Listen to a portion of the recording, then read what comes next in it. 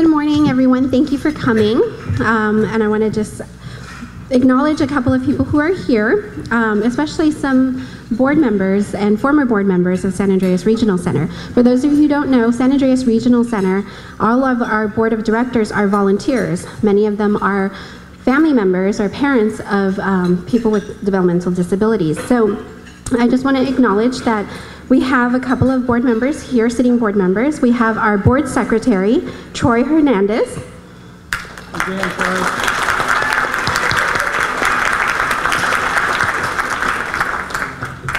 We have a new board member, Maya Bareket.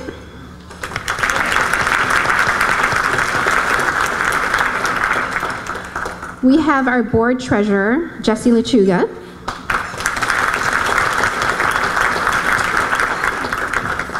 We have a brand new, we just roped him into being a board member on Monday, Jake Atterbury.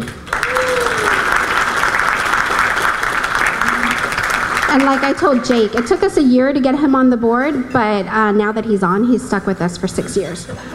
We don't tell you that until you get on the board. We have some former board members here. We have Mr. Harvey Wolf. We have a former board member, Ken Torin. We have Dana Hooper.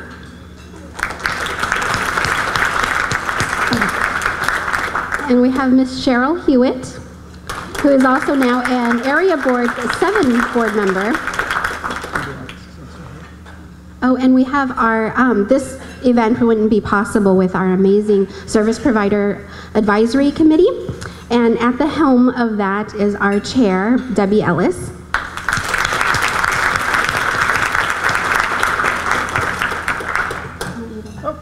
Do you want to speak at all? I will speak. Okay. Oh, I guess I'm going to do some introduction. Well, let me tell you who I am, first of all. I'm Mike Keeley, Director of Consumer Services North. Also, temporarily the Interim Executive Director of San Andreas. And I guess Wednesday I was the Easter Bunny for our group, too. So, a lot of different hats. That was for the Easter Bunny, I think. Let's see, I'm not sure where you left off here, Mary. Sure. I'm going to introduce a couple of other folks, and then we'll get things started here. I want to point out Assemblymember Paul Fong here.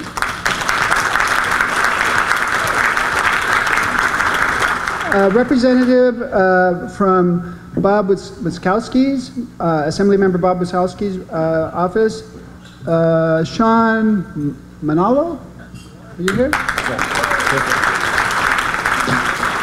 Let's see, who else do we have? From Assemblymember Rich Gordon's office, Anna Coe. Are you here? And Leslie from Paul Fong's office. Is she also here? One other person, somebody that you probably know, used to be at San Andreas, now the Director of Developmental Services, Santi Rogers over there. See, did I miss anything? No? She's not here. So let me give you a little bit of history while we get started, and I'll kind of tell you how this is going to work. 1964, at the urging of parents, the California legislature appoints a subcommittee to study for the care of people with intellectual disabilities. 1964. 1965, 2 pilot regional centers are developed. They serve a total of 559 folks. In 65. 1969, the Lanterman Act extends to regional centers services throughout California. 10 years after that, a decade after passing the Lanterman Act, California has grown from 2 to 21 regional centers, servicing about 50,000 consumers. That's 10 years later. 1989, 2 decades since the enactment of the Lanterman Act, regional centers now serve 92,000 consumers. 1999, 3 decades later, regional centers serve 142,000 consumers. 2014, it's been 50 years since that group of parents got together to rally the legislature to develop the subcommittee, and now there are over 250,000 people in California identified with developmental disabilities receiving services. 250,000. Can you imagine what we would have missed if those people did not speak up, those family members at the beginning? And that's what we're talking about today, how every person makes a difference. Every voice matters. And that's the theme of the discussion. We're going to have a panel here today that's going to talk about your questions, things that were given to Francisco earlier, things that were given him today, so that your voice is heard and the panel members can acknowledge the things that are on your minds. You might hear things about the minimum wage. You might hear things about autism and insurance, or about early start. All the things that matter to you are going to be brought up in our discussion today. So what I'm going to do is I'm going to just tell you who's on the panel. They're going to introduce themselves so that you know what their background is. But I want you to know who's going to be joining us here. Let's see, we've got our moderator is going to be Kristin Jacobsen.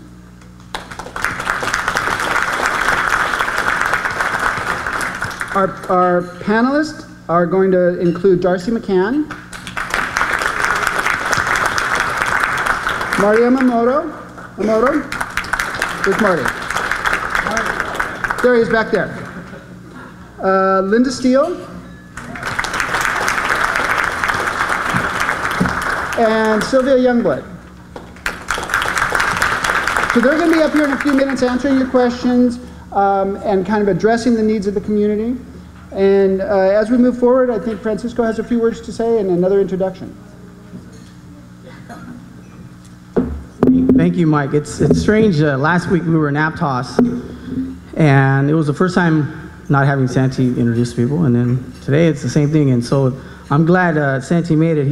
For those of you who don't know Santi, he's a real shy guy, and so we're hoping that he has something to say when he comes up here, right, baby? A couple of housekeeping things. I just want to mention, as Mike mentioned, you know, the breakfast. The reason why we're doing this breakfast, especially the theme, is for people to have their voices heard. On your table, there's a couple of things, and I know Kristin will mention this earlier or later.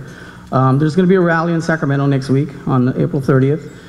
Right now, there's an effort to get 30 people, minimum, maximum 50, to register for a local bus to be taking people from the San Jose area to Sacramento next week. It's an important rally to bring awareness to the issues that are mentioned in the flyer. And so if you're interested, please see myself or Kristin before you leave. Let us know that you want to be on that bus, or email me. Some of you, how many of you in the room get my emails? Raise your hand real quick. I'm gonna, if you don't. How many of you get more than one email? Sorry, you're on different lists. That's funny. If you're not on my list, I would please leave me your email address so that way I can add you to the list, because I send out information like this information about the rally. It's really important to get information to legislators about some of this important information that we're talking about. The other, well, they can come see me and I'll catch them. Another part of the breakfast, and being that it's an election year, we're really pushing get out the vote. We have some staff from the Santa Clara County Office of Voter Registration here. Thank you for coming. If you haven't registered to vote, if you've moved, please see these fine people here. It's really important to have your voice heard. You know, we go through challenges of educating the legislature about why it's important to pass certain legislation or why it's important not to cut services. But if you're not voting, you're really not helping us also carry that message, because legislators need to hear from you, but they also have to be elected. And we're lucky, like Assemblymember Paul Fong, we have people like him in Sacramento, so it's important to vote for individuals like him. Assemblymember Fong is also a candidate for City Council for the City of San Jose, and so we're hoping that you will be representing us locally. I don't have a hat to pass out for collection, so I don't. We're nonpartisan right now. Another thing in the message of advocacy, San Andreas does have a couple of open board member positions, and so if you're interested in joining the board of directors, Lourdes, where's Lourdes at? I'm gonna put her on the spot real quick. Lourdes Gonzalez works for San Andreas. She's our board secretary. See Lourdes if you're interested. We do have 3 openings. We just got Jake, and we're hoping to get 3 more people. People advisory committees are those of you who get my emails once, twice, 3 times. We're in the process of getting several people advisory committee groups going within the 4 counties served by San Andreas Regional Center. If you're interested, if you're a consumer, if you're a parent, you know someone who would be a great advocate to carry the message that we're talking about today to Sacramento or to local legislators, or just to be advocates for peers, see me, or is on your table, fill it out and get it to me so that we can start the process of recruiting people to be on the local PACs. Let me see, I don't know much about the next guy who's talking, so, where's my, yeah, go ahead. Just quickly, Mike and I forgot, we want to acknowledge a couple of other people who are here. We want everyone who is a service provider, especially those who are sitting members of the Service Provider Advisory Committee, to please stand, because without you, we wouldn't have this breakfast. So, service providers, I'm looking straight at you, Terry, Wes. I know some of you by name. We'll call you out if you don't stand. Thank you for your leadership and for doing this. The other thing is, when I came in a little bit before 8 o'clock, we had a big group of volunteers sitting out in the front setting up, and those volunteers are our beloved staff from San Andreas Regional Center, and I want all our staff members, please stand so we can give you a round of applause for taking time out and being here today.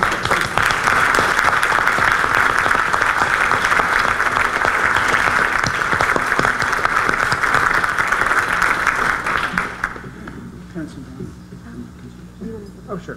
And also, anybody that is a consumer of the Regional Center, a friend, a family member, can you just kind of raise your hand for us so we can see the group? Great. Give yourselves a hand. Great.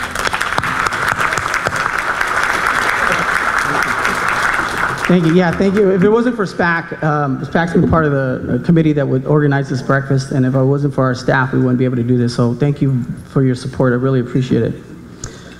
How many of you ever seen Santi hold up this book like this? Right. He has his own. I'm not taking your thunder away. I've learned one of the things that I've learned a lot of things from Santi. One is, well, I already talked a lot, but he actually probably talks more than me. But he always talks about the history of the Latterman Act. And when you go through organizations where there's change, even at the leadership position, some of that history is lost. And for me, for years, 14 years, I've heard him preach this legislation.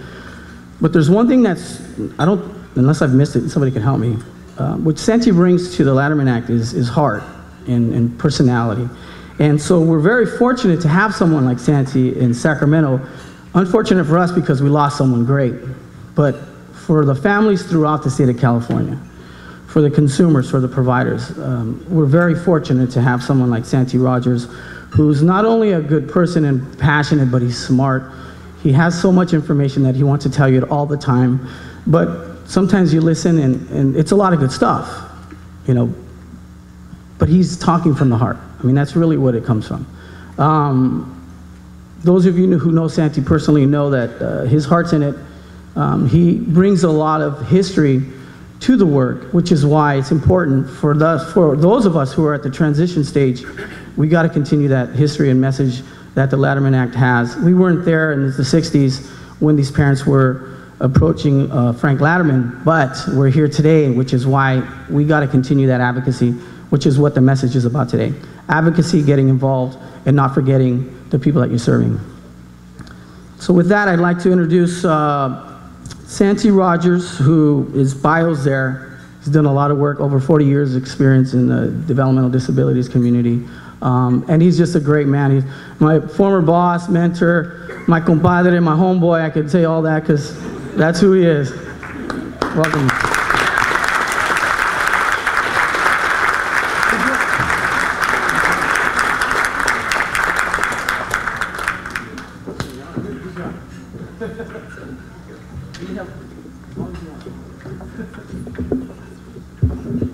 Oh my gosh. He just whispered to me, did you hear that? As long as I want? Bless you, my children. Let's have a short moment of silence. The most important part is I like to welcome you to another great conference of people with great hearts. They're in the room. Aren't you in the room? Come on, I want to know if you're in the room. Are you in the room? Absolutely. And also for other people, if you do this, for some of us, when you're in chambers, Paul knows this, that this is another way to clap. The chairs usually say, okay, and so you see a lot of people. And in the Italian family I grew up in, I couldn't use exactly that same gesture because I was in deep trouble. I'm here to tell you this is like it was last Friday, a very touching experience when you have the pleasure, like many of us in this room, to serve people who are extraordinary and their families that are equally extraordinary for the majority of your life. It doesn't get better than that, does it? It really doesn't. In my case, I had incredible parents, and that's what I'm going to tell you a little bit about now that I heard my favorite parts of the act already outlined before I got up here. But the important part is that I'll come back to that. I was born in Fresno, California. Anybody in here born in Fresno, California? Have enough courage to raise your hand? Do you have enough courage? Uh-oh, little hands went up. They're usually like this. No. In a family, both my parents were first generation Californian Americans, and their parents were immigrants from the Azores and Italia. My last name is Rogers. It looks and sounds pretty Anglo, does it not? But when my Azorean grandparents came in through Ellis Island, they happened to have blonde hair, imagine that, and blue eyes, and spoke no English. And their name was Rodriguez de Tevez. And they made him Rogers, R-O-G-E-R-S. Well, from that point on, no one stopped because they were here coming for freedom and opportunities to grow their family in every possible way. And they came right to the West Coast, believe it or not. The Italianos, my grandfather Santi was a naturalized citizen. He served in the Expeditionary Force as an Italian conscript in 1917. And he happened to be an orphan, spoke 6 languages. And if you survived, they told him, which he scrimshawed, you know, that's just scratching things, you know, it's artwork on an artillery shell, because he did not have any formal education. His history, that he would come and he'd be immediately a U.S. citizen. To him, he'd always say that in 3 or 4 different languages, because he spoke that many. It was just gold. It was golden. And he always talked about it. I'm named after him, and I was one of his firstborn, and I was his constant companion in an Italian-American family that sort of looked like The Godfather, certainly without the violence. But ladies and gentlemen, but ladies in particular, I grew up with very, very, very strong women. And that's why I'm still alive. It's not about me, but it's about mi familia. It's about family. And the beauty of the regional center system from its inception is about building family. If you were in the actual chambers, as I was, listening to those moms talk about, we're here to speak for justice. They were not common to the environment to stand up and speak like that, but after they did tour what was available in California, they never stopped talking. And not only that, they influenced an incredible piece of civil rights that was happening almost at the same time. And now in California, at that era that you already heard about, was put into a smaller book than this. I always pick up this book. Last week, I was looking for it, and there's a story. I couldn't pick it up. I picked up a piece of paper because my book was nowhere to be found. One of the staff there had picked it up, and they put it in the back room. but I had more copies of it, and I even frantically went to my car to see if my spare copy was there, and no, I had given it away. Imagine that. The important part, though, is what is in this book. Why would you put in the law restating the rights of citizens that all Californians enjoy and rewrite it in this law? Why? Why do you think? The purpose of which is that a lot of people were left behind, and that left behind had to be changed. And here are these moms stepping up in front of a legislature and bringing, and the same generation, the legislators at that time, there were no term limits. These women were already mature. They had children. They wanted other options for their sons and daughters other than one option. At that time, as you already heard the data, a number of people in state-run facilities. By the way, in California, we're now projecting, as of last week, 260,000 people receiving services under the Lanham Developmental Disabilities Act, and more coming. There are people in this room who are advocating for every one of those individuals and new individuals that are being born every day. With that kind of legacy and that kind of incredible speeches, it still required day-to-day advocacy, and that means personalized, coming to the legislature and being, and I mean this in the nicest possible way, intimate. Let me define intimacy to you. I want to know every legislator's children. I want to know everything about what happened to them on the way to this important job. I want to know the things that they love and the things they don't love very much. I want to know what they want to be when they grow up. So should every one of you. Paul loves this. He wants a lot of people to know more about him. I think you'll be really, really, really happy if you don't already know him, to know him better. Leadership is based in everyone in this room. And what I really am bringing is a simple message to you, as I repeat always, always, because I learned it in 1963 when I was actually walking around, sitting and hearing about this piece of law. I got to meet all of those moms as they were testifying on this incredible piece of visionary civil rights called the Lanham Act.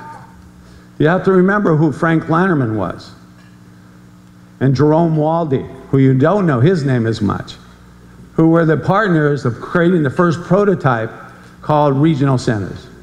The whole idea was for those families that we want to have a place we can go, that we can get assistance, not replace our responsibility as parents, but get assistance for our sons and daughters to have needs. And we don't have it. Remember, you didn't have equal access to education programs then. There weren't separate programs yet. And that's why we have language that says we're going to reinforce what their rights as citizens are. These ladies resembled my family as they're straight talking about what the future holds and the responsibilities for our government to help them. They're seeking a simple thing. Many of you have heard me say this. Last Friday I said it, and I'll repeat it again today. They're seeking a good life. What is a good life?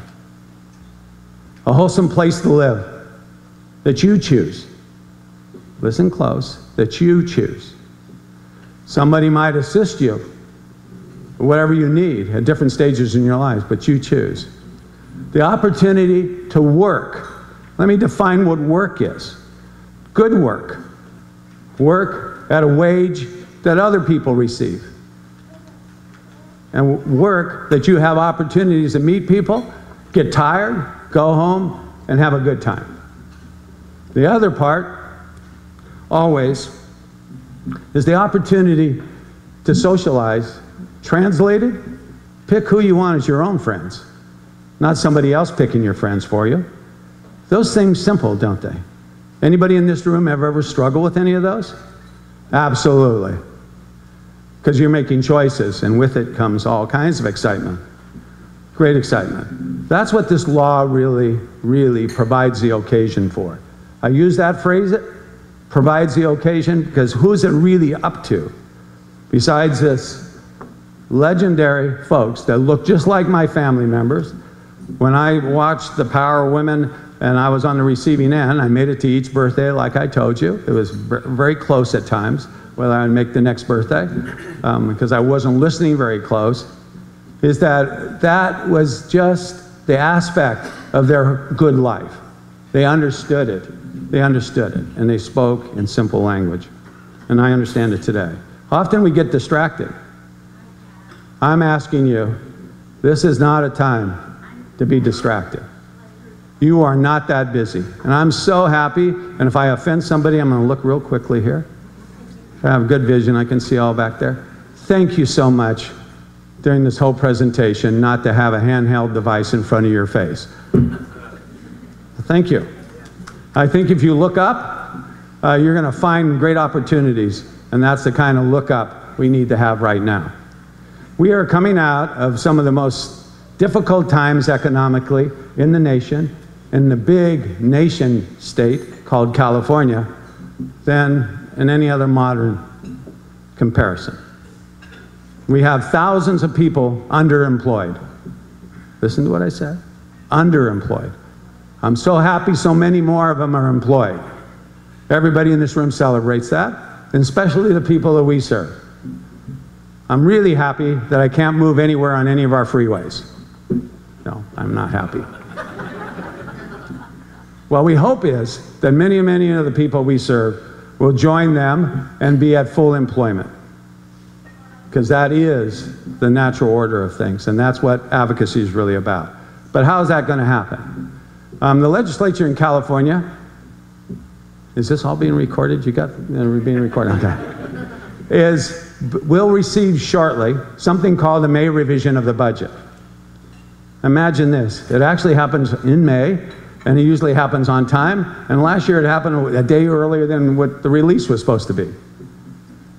In the May revision is taking the governor's January budget, all of the input from great legislators and many of the people in this room about where should we go and how much do we need. Health and Human Services Secretary, an extraordinary person, Diana Dooley, also born in the San Joaquin Valley, testified at the last Senate Budget Committee with the January budget, is that yes, Senator, we have a long list of requests, and she called it asks, and I try not to use that word because, see, I already blew it right there. Requests, pages and pages of things that we need to repair. There's no question about it. 7 years of really, in many ways, systematic dismantling of services. The legislature, their staffs, next Wednesday, what do you think that message is? It's time to move it forward. It's time to do everything we possibly can to help Californians. It's time not to leave any child behind.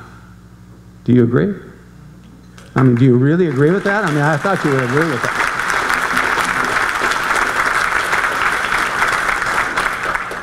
And it's also the obligation to make sure we can pay for what we provide as a service. I have a lot of faith in California. I have really a ton of faith in Californians. I know thousands of them, got to hear them, you're going to see a lot more. You see them all the time, and many times now you're in a reverse role. Isn't that interesting? My father always said, that is your fate. Smile. I have a message for you, and I've shared it with other people. It's an upbeat message based on values, and you, each of you, manage your own values. It's really good to just consider others.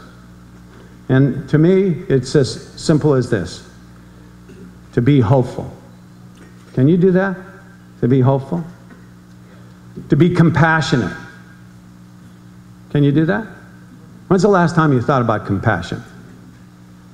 Think about it now, on your way out. Especially when you climb in that car and say, oh, boy, that guy sure didn't drive very well. And of all, sewn together, is be generous. It's not about wealth. It's about generosity. You know how to do that. And with that, you can be eagles. And I always share this. Eagles are free spirits who live to soar the highest levels of excellence. They are not bound by conventional wisdom or limited expectations. You're all Eagles. I love you a lot, and I wish you everything, and I will, I don't sleep. That's what I'll tell you. I love you. Take care of yourselves.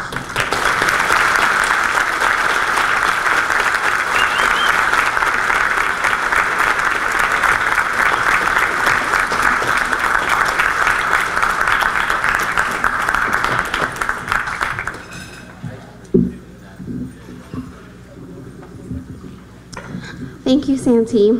I knew you wouldn't fail to bring your Letterman Act. We were talking about it this morning.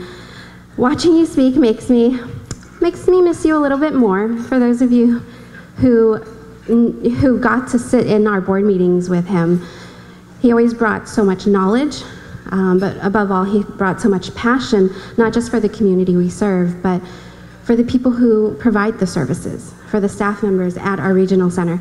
And we miss you, and I will publicly again say thank you so much for putting me in the position of having to find your replacement.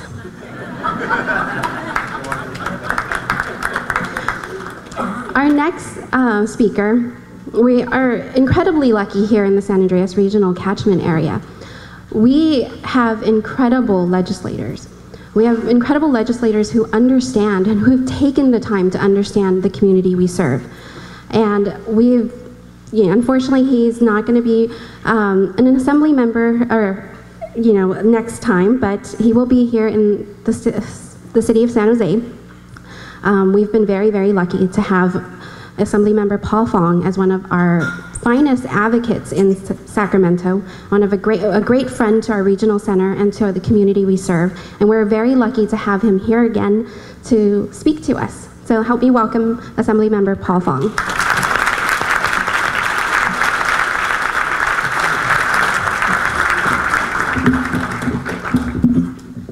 Thank you very much for having me. Boy, Santi Rogers is just an outstanding speaker. He comes from the heart, and he's got a brilliant mind. He's just so outstanding. It's going to be a difficult act for me to follow, and so I'm going to try to do my best. But good morning. I'm Assemblymember Paul Fong. I represent the 28th Assembly District. It's located in Campbell, where San Andreas Regional Center is located at too. I'm grateful to have the opportunity to be here with you this morning. I wanted to let you know that Rich Gordon is in the San Francisco Regional Center right now, and he could not be here because he has dual jurisdictions. He's got San Mateo County and Santa Clara County, and we're very lucky to have him because he is an extremely well-spoken social justice advocate as well, and he's an extraordinary social justice advocate, in fact. He provides leadership and he speaks on behalf of the developmental disabilities community very well, and he is a true champion for your cause and your needs as well. And so I wanted to give a highlight of Rich Gordon because he could not be here. He's on the program, but he could not be here today. So thank you. I wanted to thank the staff of the San Andreas Regional Center who invited me to this event. San Andreas Regional Center always goes above and beyond to ensure that those with developmental disabilities are provided with services and care needed to live fulfilling lives.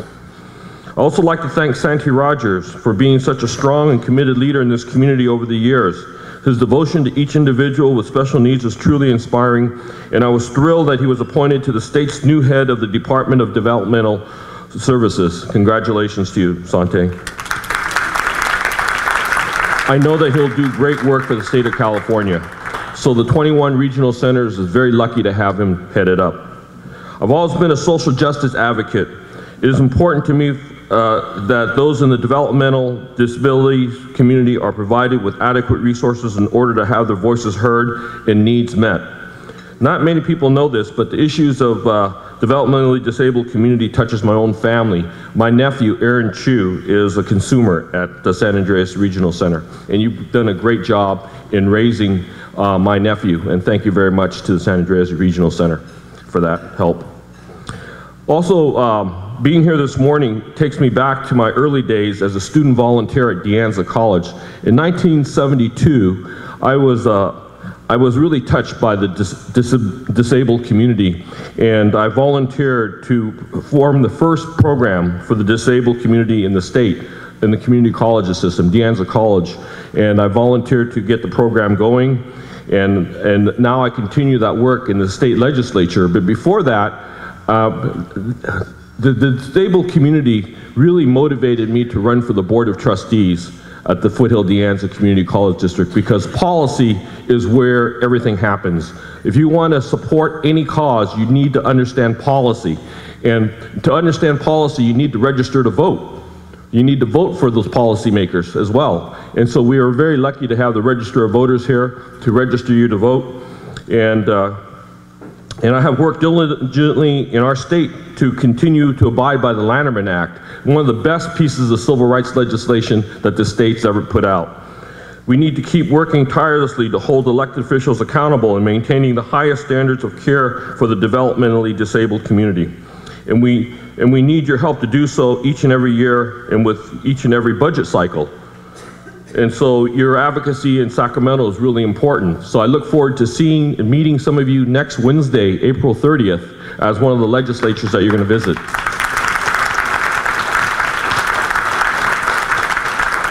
The voices of consumers and their families must lead the way in making each new class in the legislature aware of your issues and of the importance of maintaining and increasing levels of care provided to by this community.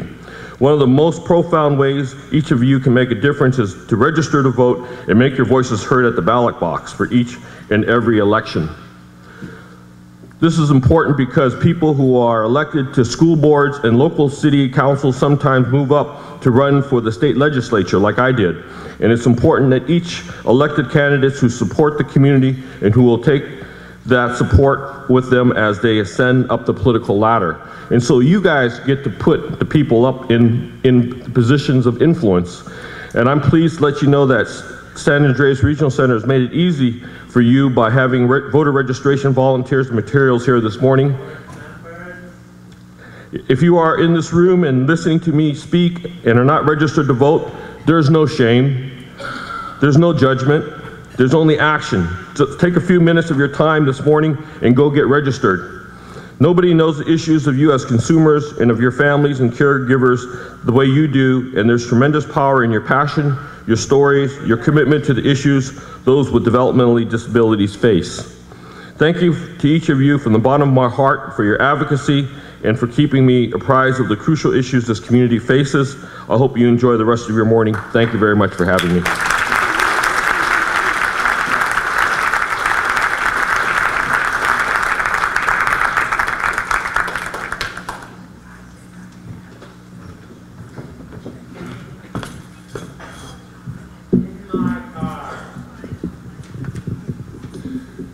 Thank you, Assemblymember Paul Fong, for taking your time to come and for that great speech. I just wanted to step up here and let everyone know that Santi is off to the Golden Gate Regional Center's legislative breakfast, so he will be once again leaving us.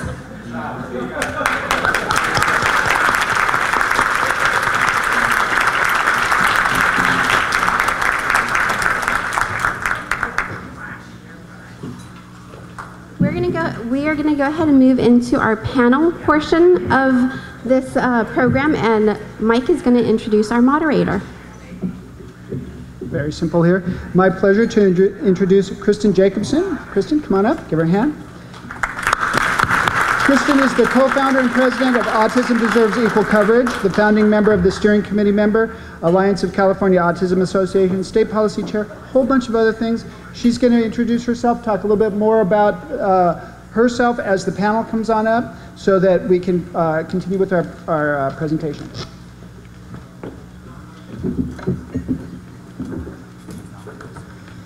Hi, thank you so much. Welcome, everybody. As was said, my name is Kristin Jacobsen, and I'm the founder of Autism Deserves Equal Coverage, and I also work a lot on a lot of issues for the developmental disability community. I'm very happy to be here today.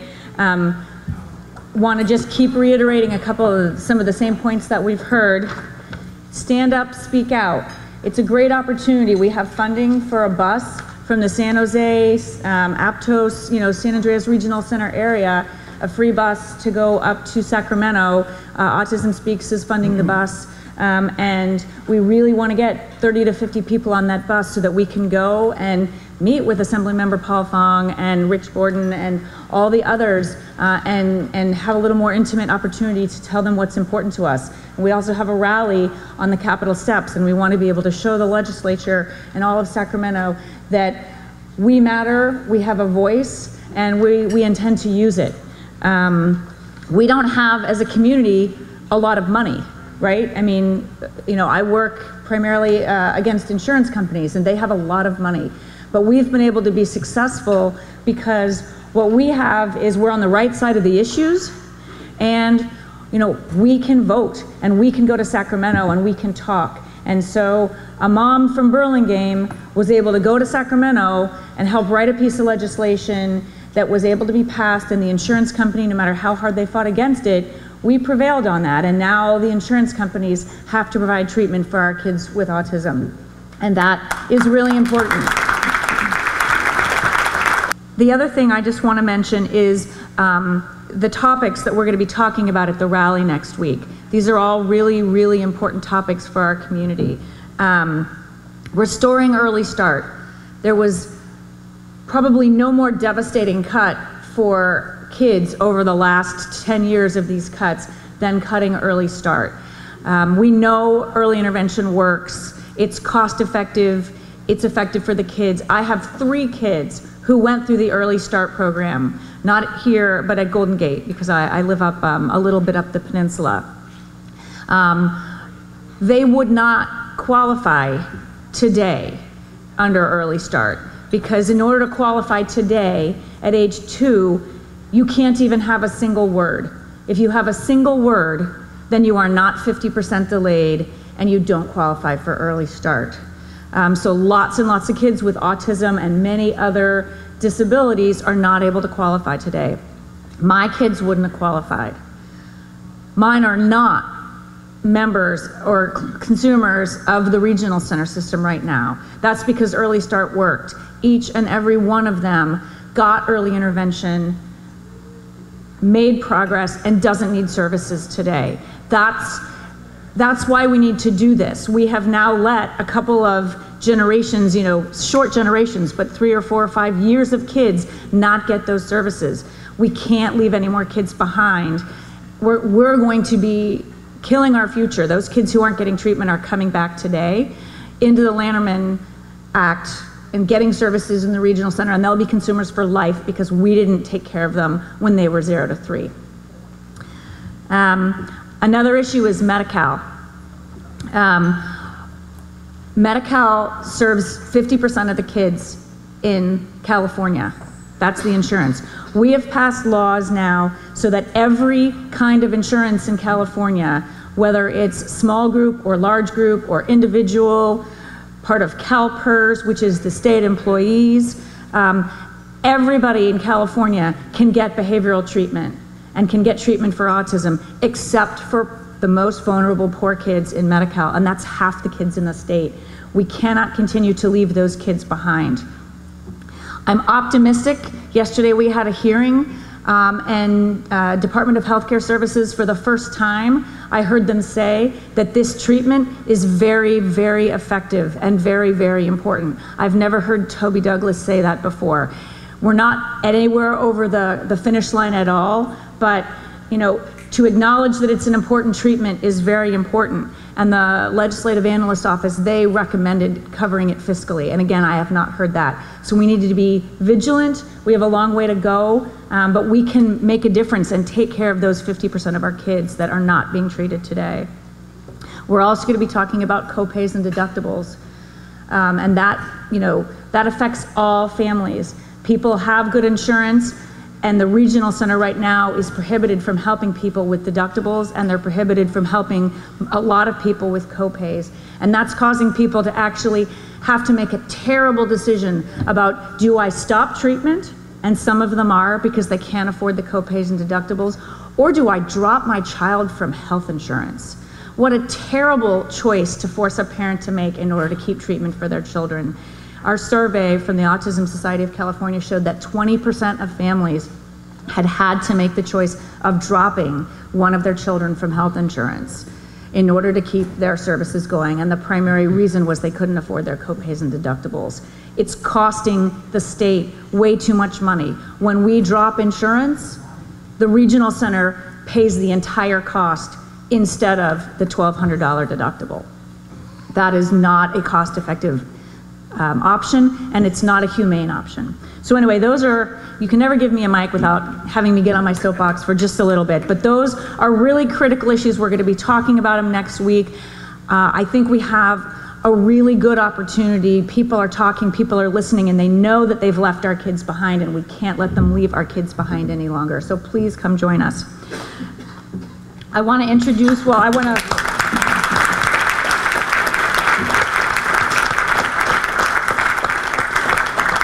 I first talked to Marty and told him that I was going to get the insurance companies to pay for behavioral treatment, he said, yeah, I don't think so.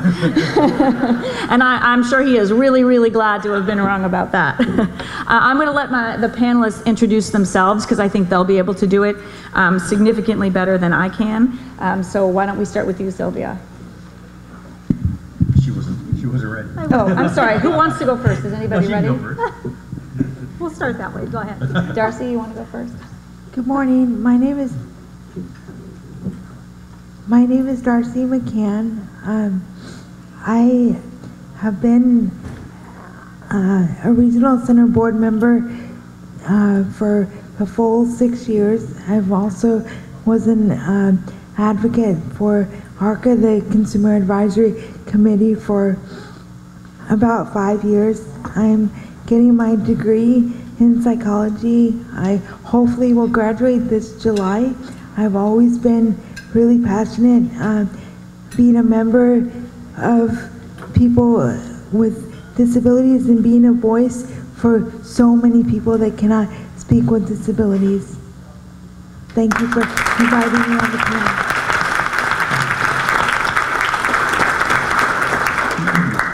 Good morning. My name is Lynda Steele. I'm the Executive Director of Abilities United, a nonprofit in Palo Alto. We serve about 2,500 people a year.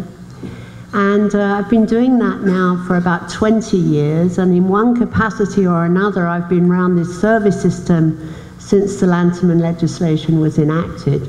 So I'm a big believer in speaking truth to power, and hopefully have some insights today to share with you, and truly believe that we're in a very hopeful time now, building on what Kristin said, and hopefully we can begin to make progress to get back to where we were in our service system.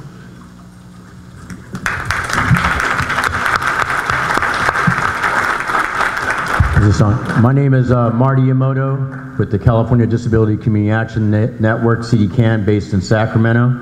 I am a, first and foremost, an advocate because of my family, because of my sister, Elena. And I know that some of you, I'm blocked off by this thing here, but I am here. And it's a picture of my sister many years ago. And she passed away in 2003 as we were organizing major rallies to fight the suspension of the Lanterman Act. And the reason I say that is because sometimes we're called upon as individuals, all of us, to do things that need to be done at that moment in time. And I know that people have talked about the Lanterman Act history of starting at a certain point in time, and we're at this point in time. But the thing we need to remember is that it's a living history. And we all had a part in making that history to what it became and what it was. We cannot forget that about 10 years ago, the state of California was moving towards suspending and ending the Lanterman Act. And many of us, myself included, but many in this room, and Santi actually was there with us, mobilized our communities across the state to fight that. And what we need to remember as Kristin has said, in the purpose of this meeting today, that individuals matter. Not just individuals that we fight for, but the individuals who fight. And that's what this forum is about, and that's what my life has been about after I lost my sister. Because the thing on your table says that every voter matters, or what does it say? But the whole thing of why it matters is because every life matters. And that's why I'm here. That's why I'm an advocate. I've been a direct care worker since the 1970s, so I've been around for a long time, and keep having these breakfasts, and I'll keep hanging around for a lot longer.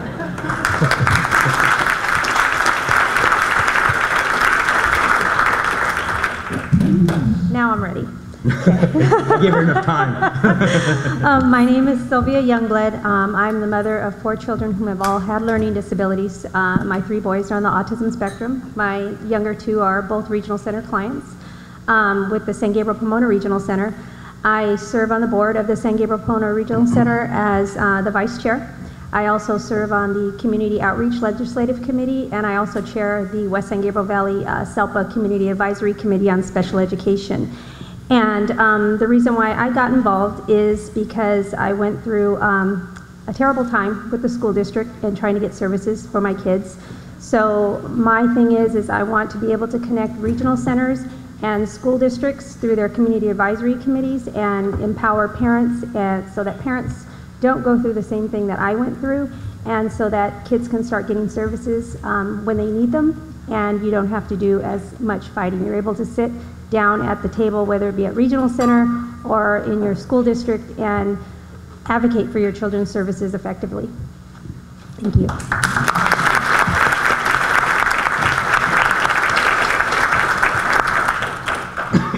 All right, I'm about to get started with the questions. There's one more person here that I'd like to recognize. Can Gabrielle Robinson please raise your hand?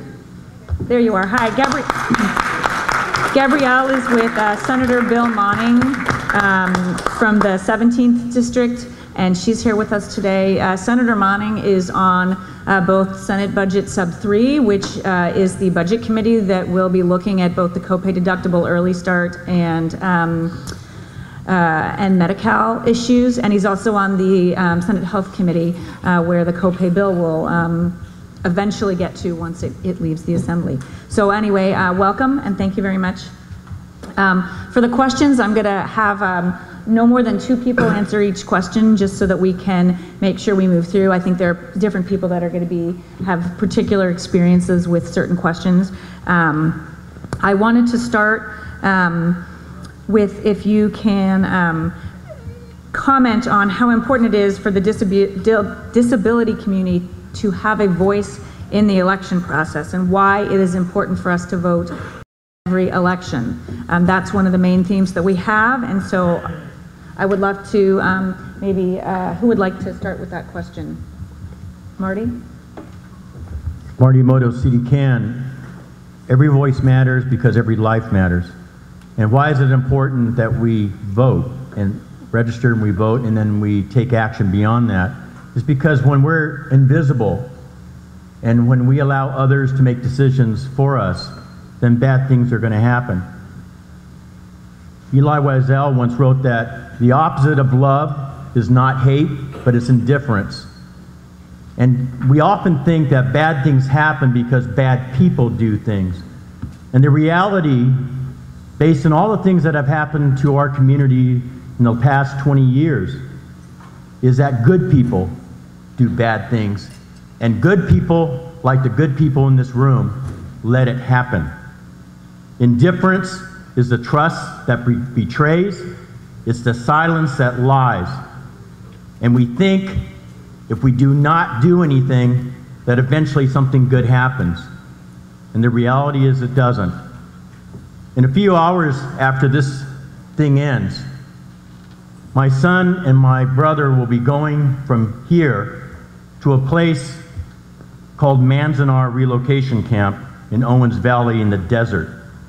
It is where, during World War II, my grandparents and my family, my parents, were incarcerated simply because of their race.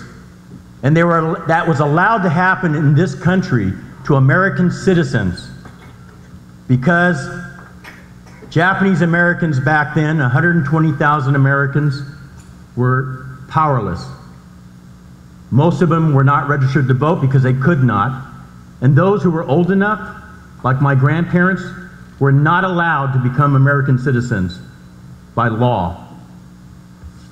So remember, when you think that your voice does not matter, this is a picture of Manzanar Relocation Camp, one of several camps that incarcerated Americans because others thought that they did not matter. This is an example what happens when people are invisible. There's a saying that goes, when decisions are made, we must show up. And so what this forum is about and what San Andreas is trying to do is make all of us show up. Every voice matters because every life matters. And it makes a difference when we do.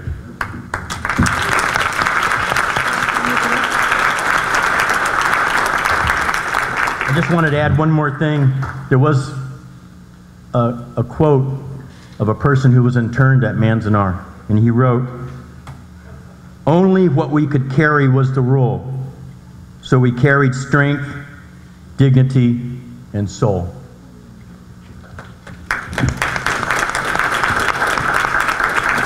So my experiences with this are pretty far and wide, but I do think it's really important for everyone in this room to understand that people with disabilities form the single largest minority in the United States.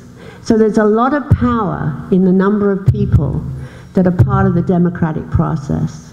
And that's extremely important in this day and age. I am a big believer still that every vote counts and that a vote can't be bought and a democracy can't be sold to the highest bidder. Today, we're dealing with a lot of competing interests, and we, as a minority group, the largest minority group, don't have a lot of money, we don't have a super PAC, we can't give huge campaign contributions to our legislative representatives. But we can all get out and vote for what we believe in and for helping people who are disadvantaged and marginalized by society to give them the best place, the best services possible in today. So if you're doubting some of the democracy trends that are happening in America, remember that vote is so important, and when you're the single largest minority, you have a lot of power if you can mobilize all of those votes out into the voting booth on the day that you need to vote. So I'm here to say, don't take those votes for granted and the right to vote for granted. And the fact that there are people here who can register you to vote today is really important. Abilities United is putting on a couple of voter registration drives, April 30th and May 7th, to get people registered. And get there and make that vote mean something in Sacramento. So just don't forget it.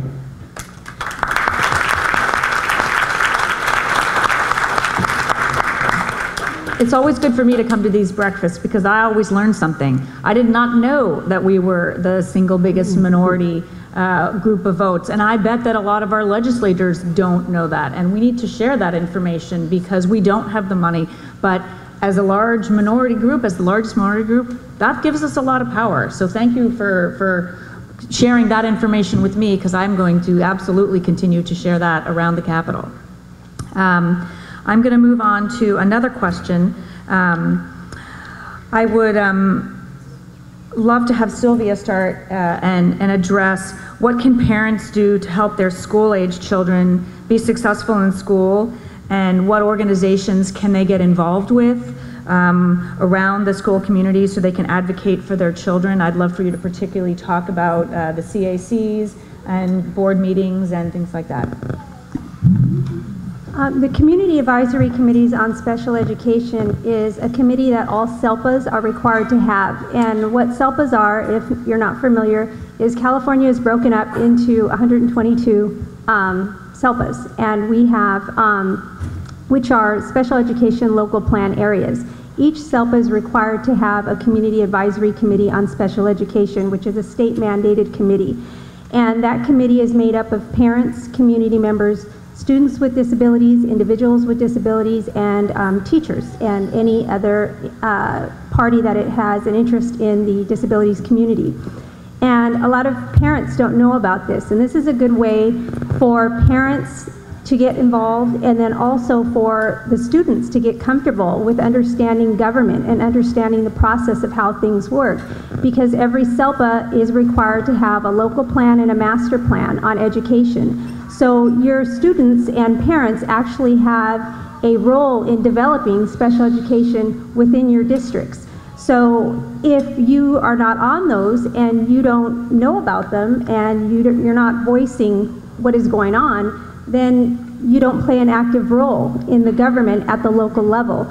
You need to go to your school board meetings and make sure that you get appointed, and then also keep your school boards apprised on what's going on in special education. You know, because there's disabilities are wide. There's from mild, moderate, into moderate to severe. Everyone is different. So the needs for all of these students are different, and sometimes only certain populations are being targeted and are being serviced correctly. What happens is we have a lot of kids that are in placements that are not appropriate, and if that is the case, then districts are required to develop those programs. So if parents are active and they're aware, and you have a child with a unique need and there's other parents, but then it could just be that one, you can develop those placements within your districts so that you don't have to put your child on a bus and they don't have to take a 2-hour ride to a placement that is more appropriate for them. So it's important to get involved.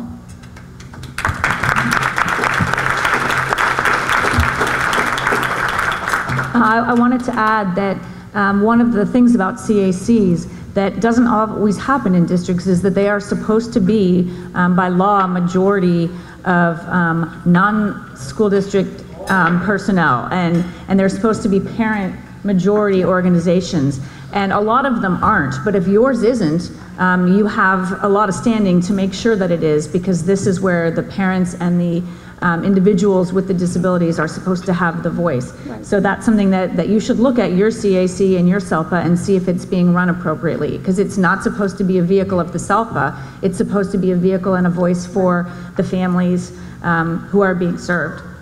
Other things that you can do, you can approach your school board.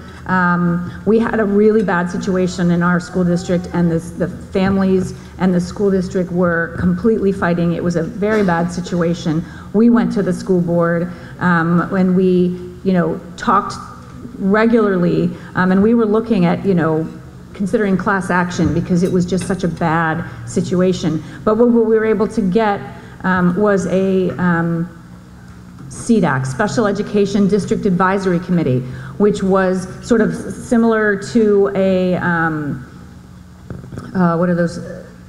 Well, it was a group of parents and district staff that came together, and we worked on special education issues together. And one of the first things, the most important things that we did was start an Ability Awareness Week. And we worked with the PTA to make sure that there was understanding between the special education community and the general education community. And the understanding and the interaction really, really helped the relations, because it started particularly with the general education community understanding our community and understanding that we were all people and that we were all here being served by the same group, and that we weren't taking away resources and we weren't competing with each other for resources, that we were all part of the same community. So that's another option that you can do.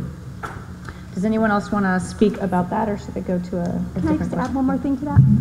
One other thing that I did forget to add on the community advisory committees is the SELPAs have a governing structure. So this committee is very powerful and very important There are 3 bodies that govern the SELPA, which is the Superintendent's Council. So if you're a multi-district SELPA, which mine is, it's 14 school districts, it consists of 14 superintendents. Then there's an Administrative Council, which is the 14 special education directors. Then there's the Community Advisory Committee on Special Education. So anything on special education, any changes to the local plan, anything, it goes through those 3 bodies. So it has to go through parents, and parents are not on those committees, as you said. A lot of them are more district, and that's how they shouldn't be. So if you get involved and you get on those committees, you're going to have kids that are more comfortable when they get older to serve on other committees and other organizations that will help them through their lives better advocate for themselves and become registered voters and aware of the importance of the system.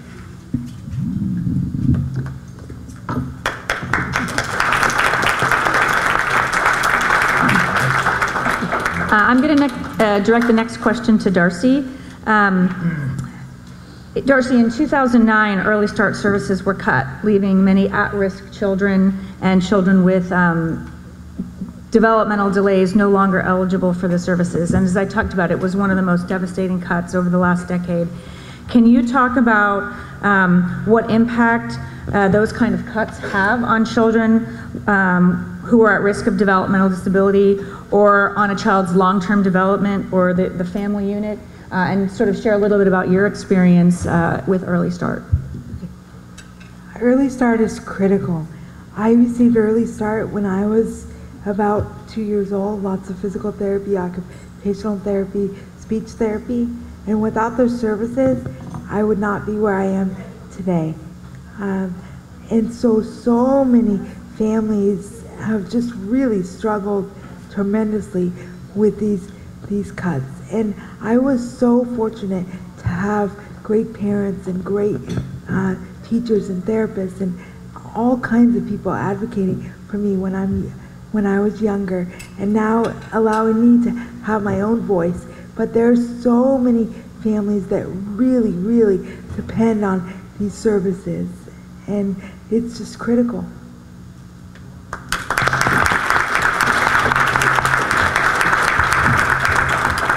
Marty Omoto, CDCAN. My sister, when she was born in the 1950s, there was no such thing as Early Start, early intervention. And I think so many parents, as my parents did, you have to wonder how different her future could have been if you would have had those things when you needed them. And the most horrendous thing about the cut to Early Start, more than and all the cuts were bad, but the most horrendous thing is striking at a time period in a person's life that it makes all the difference when that help is given then. And yes, they can get help later, but what a difference that help could have been if it was given at the right time. And what is lost when that happens and you can't recover it? And what do you say to the parents and to the families that we couldn't afford to do the right thing? You can't say that to any of those families. Camus once wrote that perhaps this is a world where children must suffer, but we can at least lessen the number of children who do suffer. And if you do not help us do this, then who will help us do this? Every voice matters.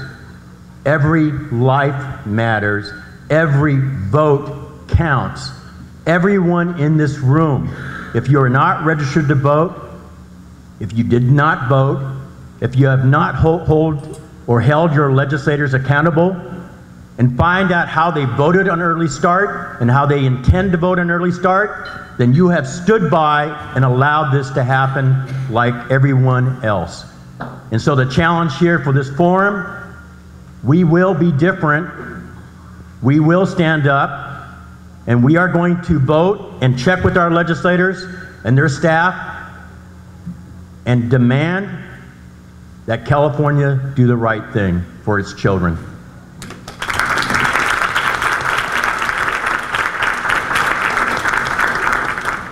I know I already talked about my son, but my middle one, when he was 6 months old, because of Golden Gate Regional Center, because of my vigilant social worker, because my older son was already in Early Start, and he wouldn't be under today's eligibility.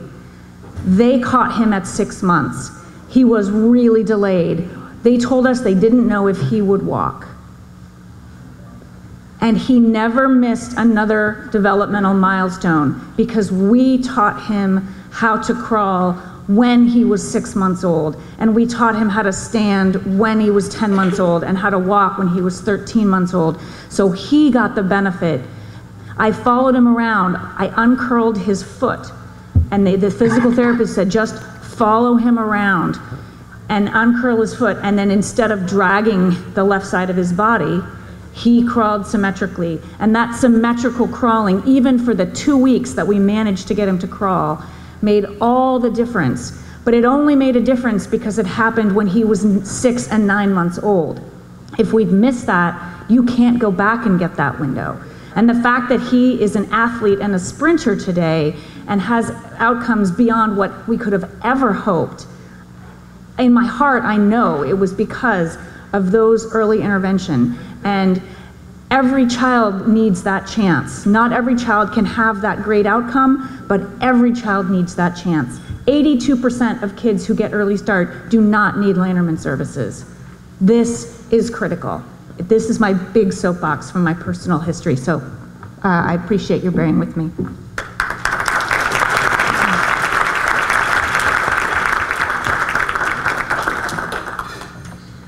I would love for any of the panelists who would like to address this question, if you could give an example showing how one person's actions made a difference. It can be in anything, but just to give, I think it's hard for people to maybe sort of envision, well, what can I actually do? If you could give some examples of, one person that made a difference in some way, I think it would just help give people ideas of what they could do. I can do that.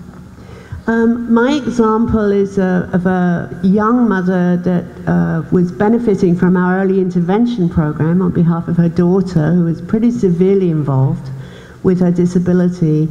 And when she graduated from our early intervention program, which was still intact at that time, maybe in danger today, unless things get restored. Just want to do that pitch. Early intervention. Mess with our infants, you mess with us, is our message at Abilities United. But anyway,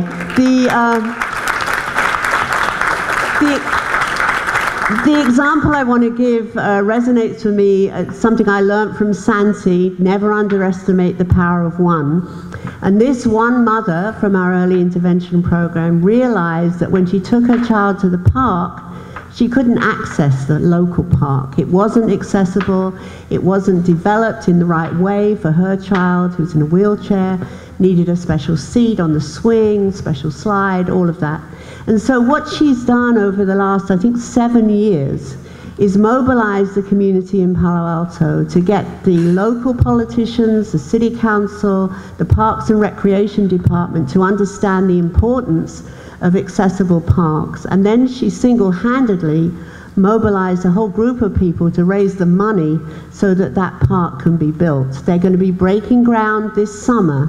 And if it hadn't been for that one person, never underestimate the power of one, she was able to get our whole community behind this project. And I know it'll be very successful, and it'll benefit all of the children to come that we'll be serving along with other children in the community. So that's just one example of one brave woman who's very courageous and very determined, had a great idea, she had no money and no support, and was able to mobilize it single-handedly.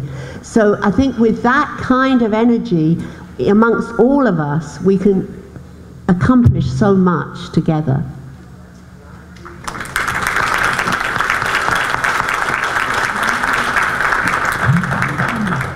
I have a good friend that I grew up with, and her son was born intellectually disabled, and he has cerebral palsy. And the doctors were always telling her that he wouldn't live to be a week. Then it was a month. Then it was 3 months, and then 6 months. And then finally, after a while, she said, I just want him to live. I don't want you to put expectations on his life anymore. I just want him to be happy, and I don't need to know any of that. He's just going to live. So she went on, and he grew and grew and grew, and he's 24 years old now.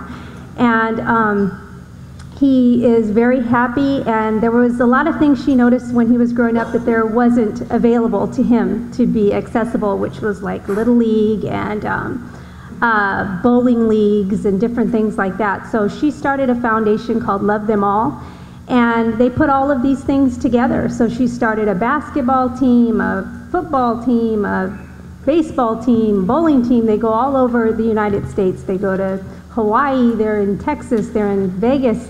Every time I look at her Facebook page, she's got something else up that she's doing. I'm like, don't you ever stay home.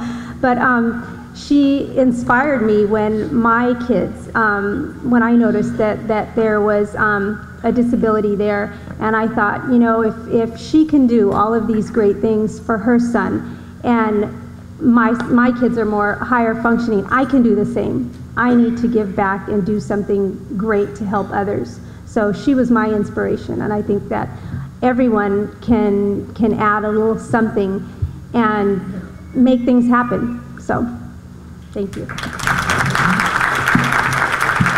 I know there's a kind of a limit on 2, but I want to add something.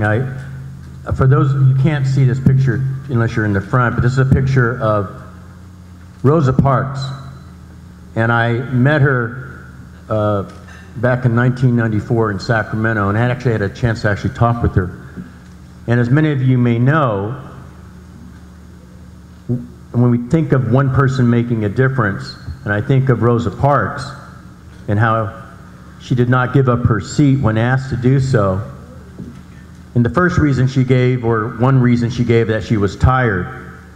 But the real reason that she later said is that she was tired of injustice and tired of not standing up for the rights of other people.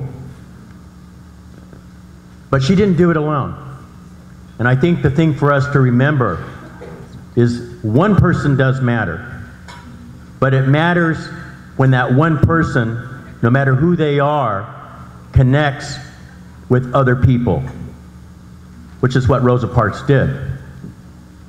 The civil rights movement, the modern civil rights movement began, but it was because it connected and energized thousands of people, and later on exploded into a larger movement in the 1960s. But it's really important for us to remember, it's not one person doing something by themselves, it's one person connecting with others. And one example for me on a personal level why I'm here, back in 2002 we were organizing meetings across the state to fight cuts then. And I was doing a big meeting, a couple hundred people in Modesto. And after that meeting, a mother came up to me and she said, you know, I wasn't going to come to this meeting. And I said, why? Thinking maybe it's something I said or something, or, you know. But she said, because my daughter died. She had disabilities and mental illness, and I didn't think it was, what was the reason? And then I said, but you're here. And she said, I said, why did you come? And she said, and she paused. And I'll never forget the way her eyes looked. And she said, because I don't want it to happen to anybody else. And that was so important to me for another reason, because a week later my sister died. And that individual, in a way, was telling me, don't give up. And I didn't, because I remembered what she said. Because I don't want it to happen to someone else. And I think that's so important. I didn't do what I did by myself because we connected with other people. Example is my good friend out there, Doug Pascover, but Santi Rogers was one of them too. And so the important lesson to remember is that one person can make a difference if that one person connects with others in their community across the state. Every voice matters, every person matters, every vote matters, but it matters only if we come together as a community. And we need to remember that.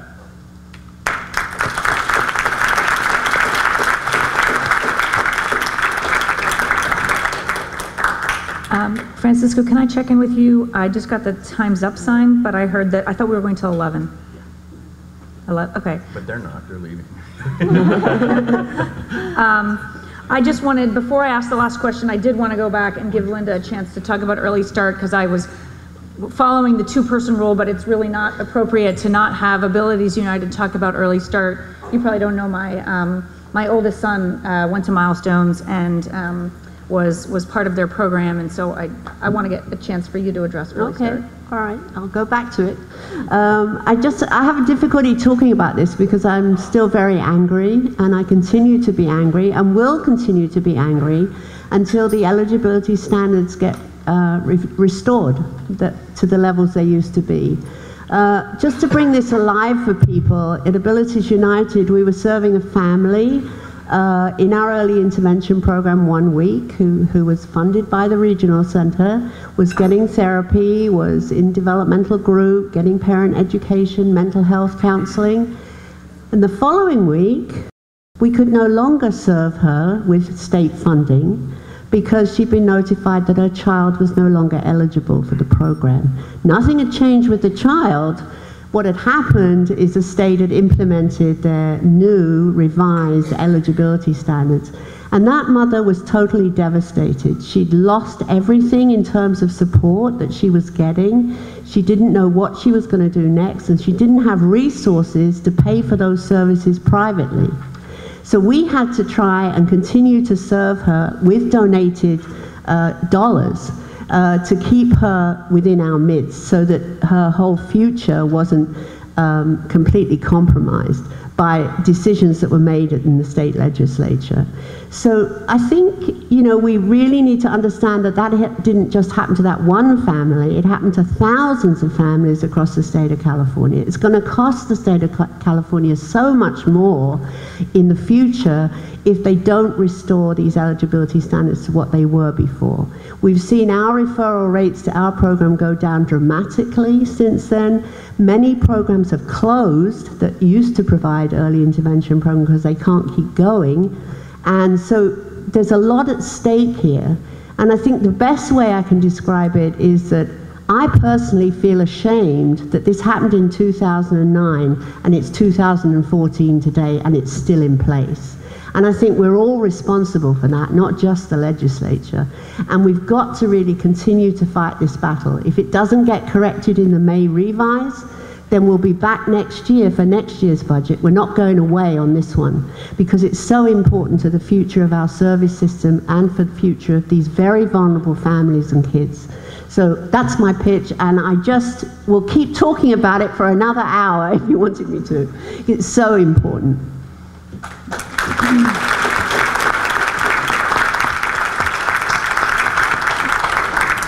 And just one thing I'd add is if it doesn't happen in the May revise, then we're going to go talk to our friends in Assembly budget and Senate budget, and we're going to ask them to fix it.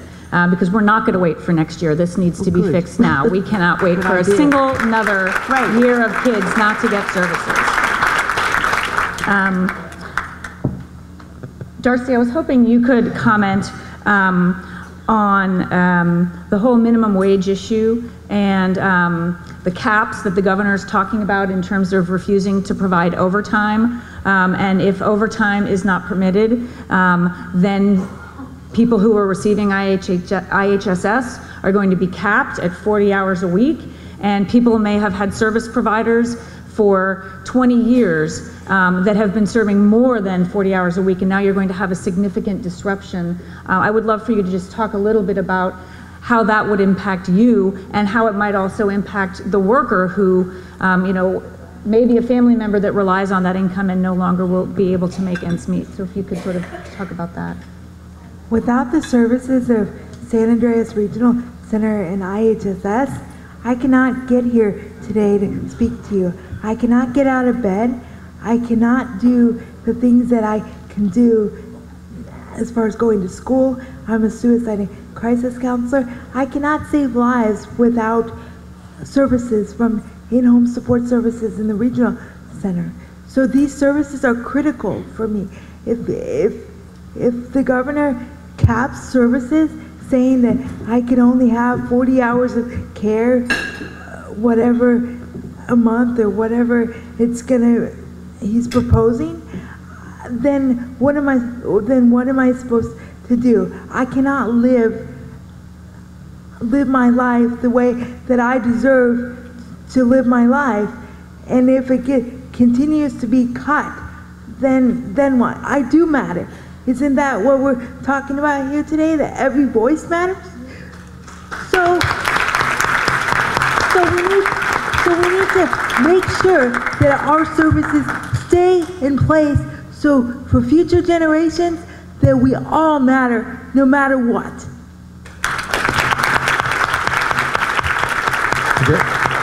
I just want to help clarify that issue regarding in-home supportive services, IHSS, which also impacts supported living services, and the issue of overtime. The governor's proposal, which is really bad, and I do not believe it will stand, is that he's not capping the hours of the person, but capping the number of hours the provider, the worker, can work. Now that's bad enough, because the way it's defined is that if you have multiple, if a worker works for multiple recipients and it exceeds 40 hours in a week, they cannot do that. And so that's going to cause a lot of massive disruption and heartache and unnecessary problems for people with disabilities, seniors, and those living in their homes, and that's also for the workers too. And so that the legislature is dealing with that issue with the governor, and that's one of those issues that cannot stand, and it needs to be corrected. There's a line from Hemingway that many are broken by life, but some are made stronger in the broken places. And so when we look at cuts like this, or proposed cuts, we have to gather our strength as individuals and do what Darcy and the others on this panel have said, that remind the legislature that every voice and every vote matters. And I keep saying it over and over, because it's not so much we have to remind the legislative staff of that. They know that. Believe me, they know that. I used to work for the legislature. The problem is we do not think that. And we may say that today, and you may vote, but we do not realize that we do not act as a community. We do not hold the legislature accountable. And as others on this panel said, when a cut as reprehensible as Early Start is continuing year after year after year, and we somehow let that happen, then every voice doesn't matter. So we got to change the way we think in this room. And if we don't do that, then we cannot expect the legislature to change their minds either. So the burden is on us when you leave this room to remind yourselves and your families that every voice, every vote matters. And if you don't act on that, then we're just as responsible.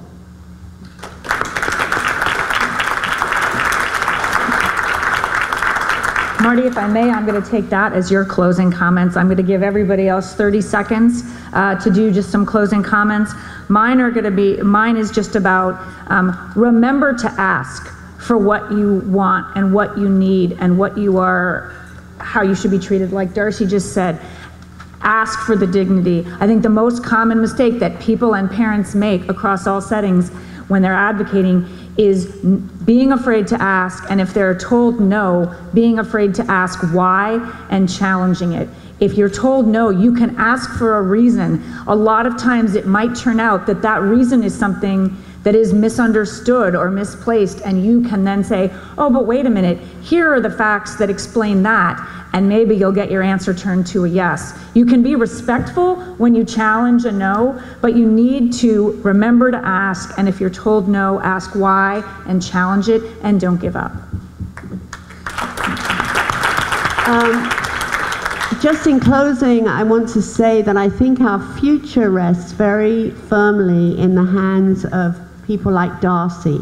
And we haven't talked about the self-advocacy movement very much today, but I do believe that every time we're talking to our legislators, every time we're involved in legislative advocacy, the most powerful moments come from when our self-advocates speak up for themselves about these issues.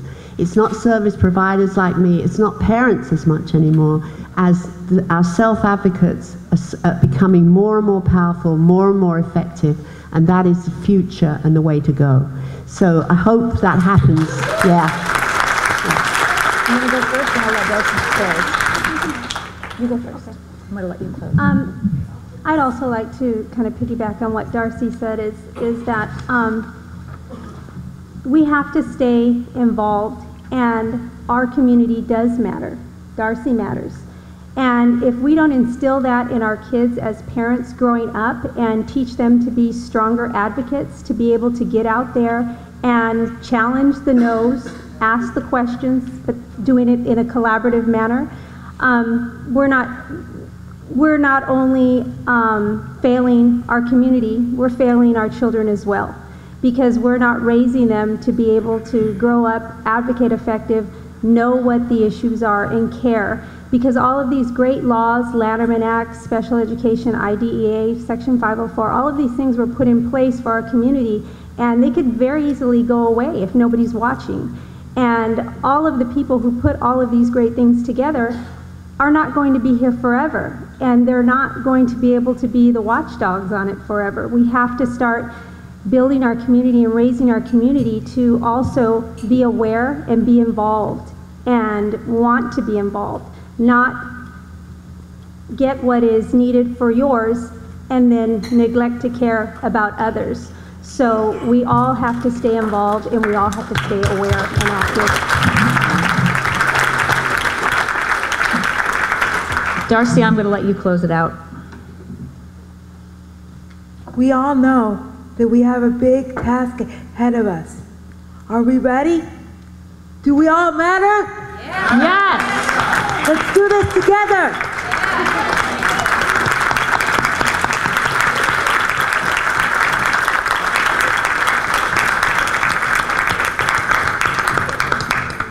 I really don't think I could top that. Give our panel another hand, please.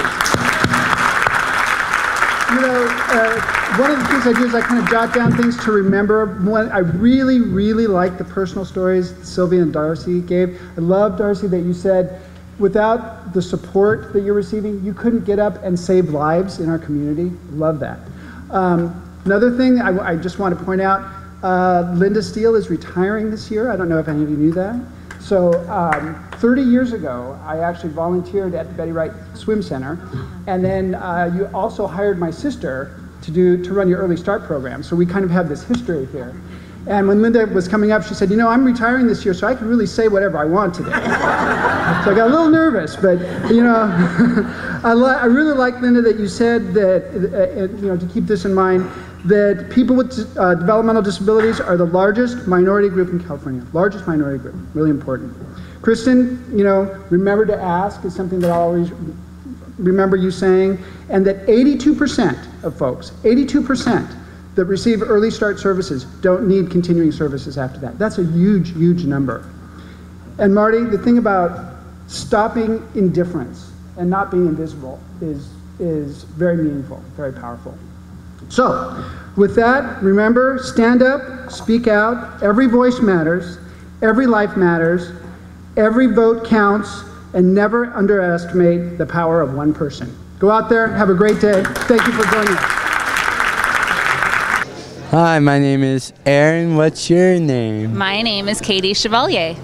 And how are you doing this morning? I'm doing great. Why is this event important to you?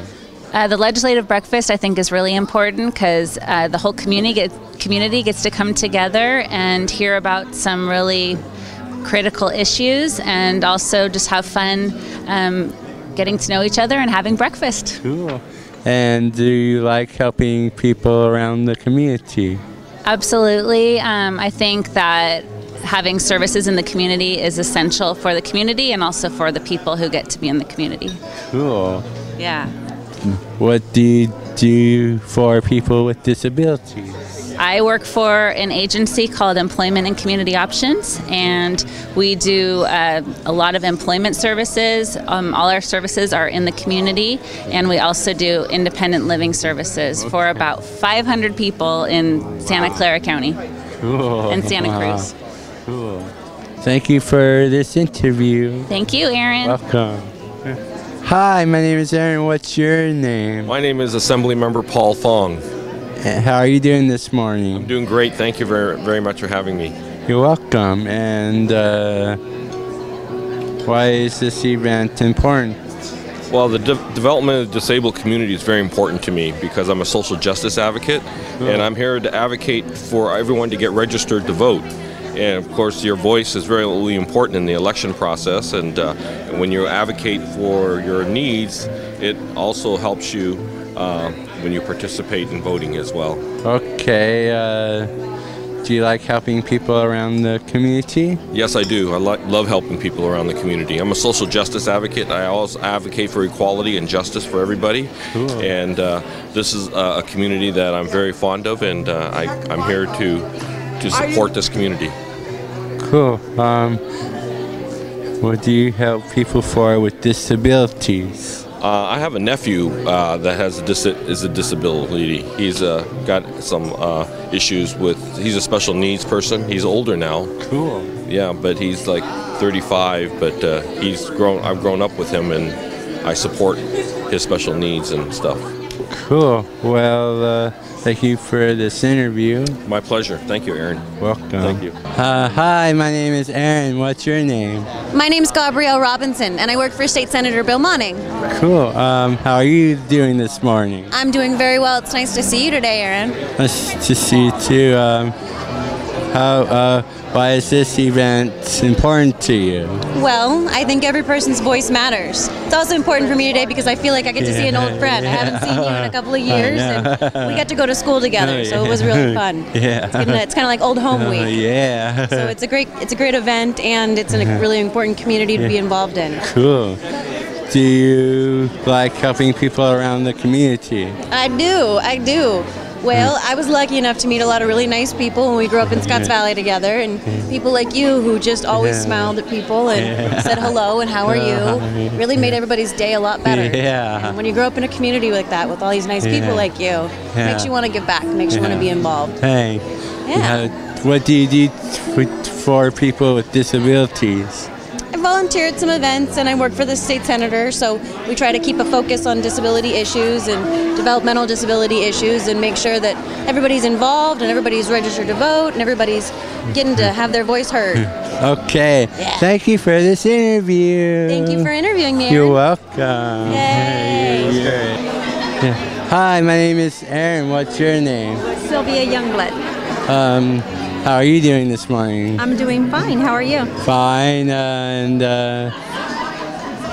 well, why is this event important to you? This event is important to me because I think that everyone matters, which is the foundation of the event, and every voice should be heard. And it's really important that our community gets out there and makes a difference. Cool. And do you like helping people around the community? Yes, I do. Yeah, Yes. okay. And do you like helping people, for people with disabilities? Yes. I have 4 children who have learning disabilities, 3 on the autism spectrum. Wow. And I love helping the community and helping others effectively advocate for themselves, especially our kids who grow up to be adults. Yeah, cool. So, thank you for this interview. Thank you for talking with me. Welcome. Hi, my name is Aaron. What's your name? My name is Maya.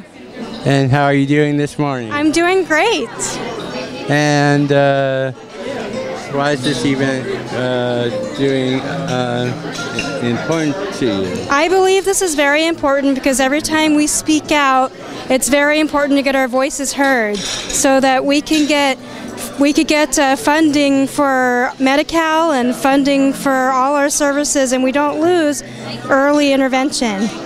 Cool. And do you like helping people around the community? Yes, I do a lot of work around the community. I am also an active board member for San Andreas Regional Center. Wow. I get out and get involved as much as I can. And what do you do for people with disabilities?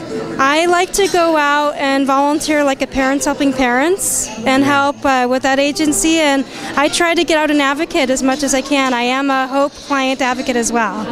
Cool. And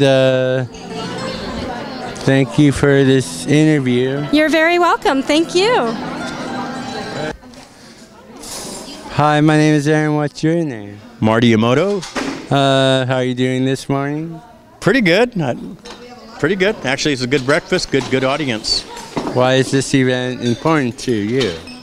I think it's important because as advocates, I think it's our basic work. All of us as advocates, we want to get our community mobilized. I think the theme of this breakfast was what every voice matters. And I think of my sister when she was alive. She had developmental disabilities, and I think my entire life, my work was about her voice and her life mattered. And so this breakfast was all about that. And the panel, and my friend Kristin Jacobsen and all the other panelists were there. We emphasized that. Cool. And do you like helping people with this around the community? I'm sorry, helping people around the community. Yes, I mean that's my sister an entire life. Without any training, my parents always included her in our family, and she was always a part of our life. And so all the advocacy work that I do touches families, but also people with disabilities. Cool. Thank you for this interview. Marty, in our talk here, and it appeared that I was saying that Marty didn't help us somehow. Marty has actually been one of the most important advocates supporting what we have been doing. He's been behind us forever on Early Start, on Medi-Cal, on insurance. Marty has been incredible in supporting us.